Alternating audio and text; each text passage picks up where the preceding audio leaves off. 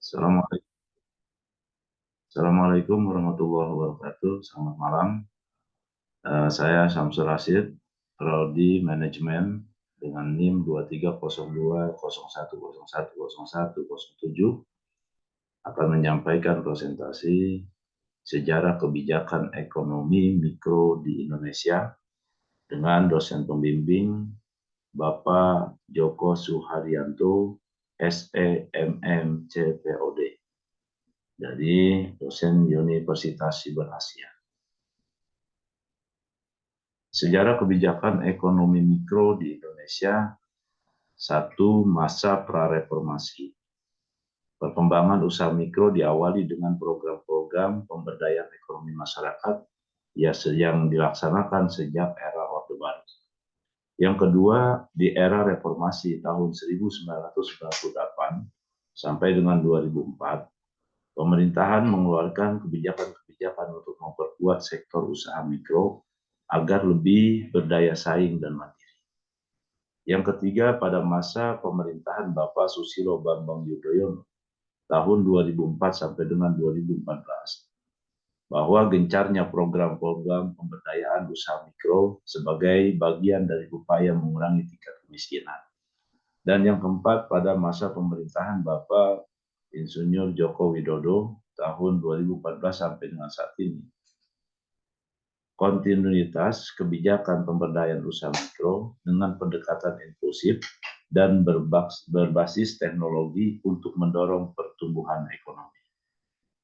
Kebijakan mikro pada era reformasi, yang pertama program kredit mikro. Itu pemerintah meluncurkan program kredit mikro untuk mendorong kegiatan produktif dan mengurangi ketergantungan masyarakat pada rentenir.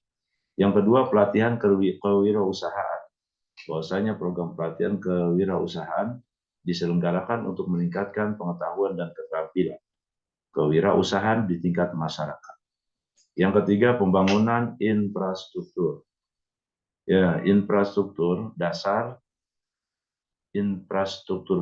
seperti jalan, terus air bersih dan listrik dibangun sebagai pendukung usaha mikro di daerah terpencil. Kebijakan mikro pada era Bapak Susilo Bambang Yudhoyono, yang pertama itu ada Gerakan Nasional Simpan Pinjam atau GNSP. Itu GNSP diperkuat untuk memberikan akses permodalan yang lebih mudah bagi usaha mikro. Yang kedua, perluasan jaminan sosial, program jaminan kesehatan dan juga jaminan pensiun. Yang ketiga, peningkatan kualitas pendidikan. Nah, peningkatan kualitas pendidikan ini, investasi meningkat dalam sektor pendidikan untuk meningkatkan keahlian dan daya saing usaha mikro. Kebijakan mikro pada era Bapak Joko Widodo.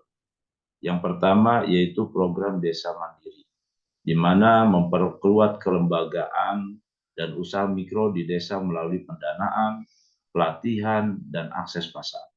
Pemberdayaan ekonomi perempuan, kebijakan yang dirancang khusus untuk memperkuat kemandirian dan daya saing usaha mikro yang dimiliki oleh perempuan.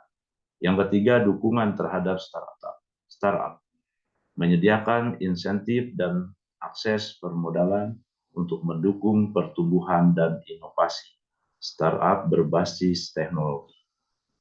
Manfaat dan dampak dari kebijakan mikro bagi masyarakat Indonesia, yang pertama, meningkatkan pendapatan. Kebijakan mikro mendorong pertumbuhan usaha kecil dan menengah, sehingga menciptakan lapangan kerja dan peningkatan pendapatan masyarakat.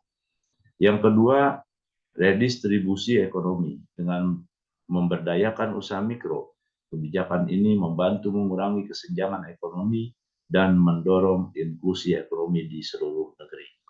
Yang ketiga, peningkatan kualitas hidup. Pemberdayaan usaha mikro memberikan akses ke layanan pendidikan, perawatan, kesehatan, dan infrastruktur yang meningkatkan kualitas hidup masyarakat.